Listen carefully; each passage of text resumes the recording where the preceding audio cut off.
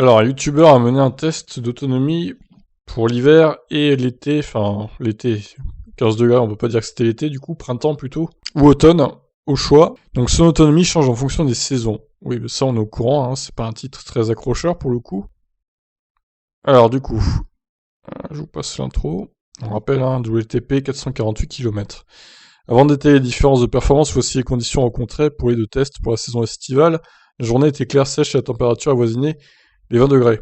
Des conditions optimales pour une voiture électrique, mais qui correspondent plus à un beau printemps qu'à un été sous nouvelle latitude. Le testeur étant canadien. Pour la partie hivernale, le thermomètre affichait moins 29. Alors dans la miniature, on a plus 15 et moins 33, donc bon. Dans les deux tests, le propriétaire commence par une recharge à 100% de la batterie. Première différence, le temps de charge en été n'est que de 20 à 25 minutes, contrairement à 30 ou 40 en hiver.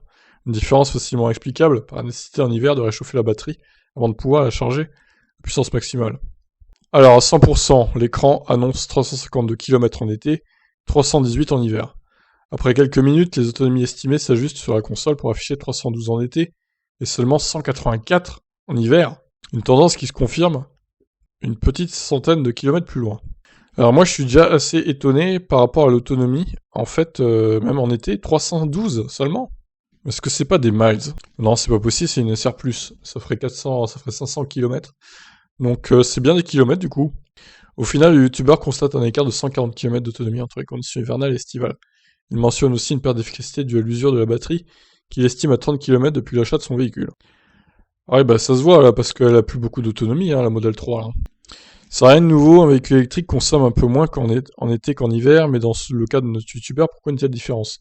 Comme expliqué dans sa vidéo, dans son test hivernal, la voiture utilise beaucoup d'énergie pour maintenir les batteries à température optimale, les composants d'ailleurs, pas que les batteries.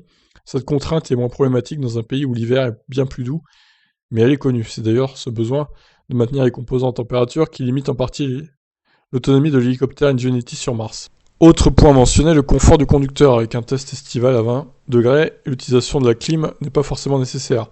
Ouais, même pas du tout nécessaire, hein. Faut arrêter de mettre la clim pour 20 degrés dehors, hein, quand même. Hein. À un moment donné, stop quoi. Et quand même ce serait le cas, la puissance utilisée resterait extrêmement faible. L'efficacité d'une pompe à chaleur se trouvant dans les températures ambiantes, entre 7 et 20 degrés selon les modèles, on comprend rapidement que les 20 degrés estivaux sont idylliques comparés aux moins 29 hivernaux.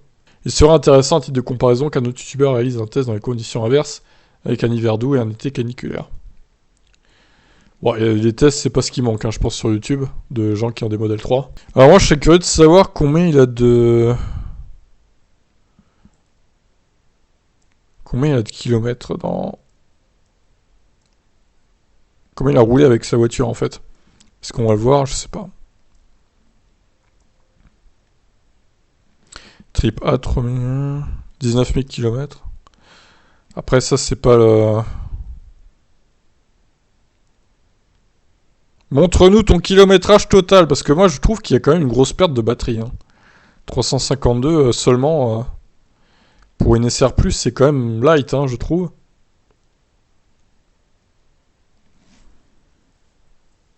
Moi, je sais pas s'il le dit dans sa vidéo, du coup. Après, si la voiture a 100 000 km, bon... c'est un peu moins choquant, c'est sûr. Par contre, effectivement, si la voiture n'a que 20 ou 30 000 km, ça paraît quand même...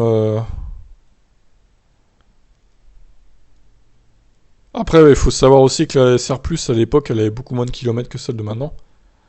On était à 409, hein, WLTP de mémoire. Là, on est à 40 de plus quand même. Donc effectivement, il y a eu une belle amélioration de l'autonomie. Bon, je suis en train de faire toute la vidéo, mais a priori, il n'y a pas de... Il n'y a clairement pas d'indication sur le kilométrage total de sa voiture, malheureusement. Bon, bref, tant pis. En tout cas, elle a bien perdu. Et le test est assez étonnant, quand même, 184 km en hiver, c'est peu, hein, quand même. Voilà pour ça, je vous laisse réagir. Ciao.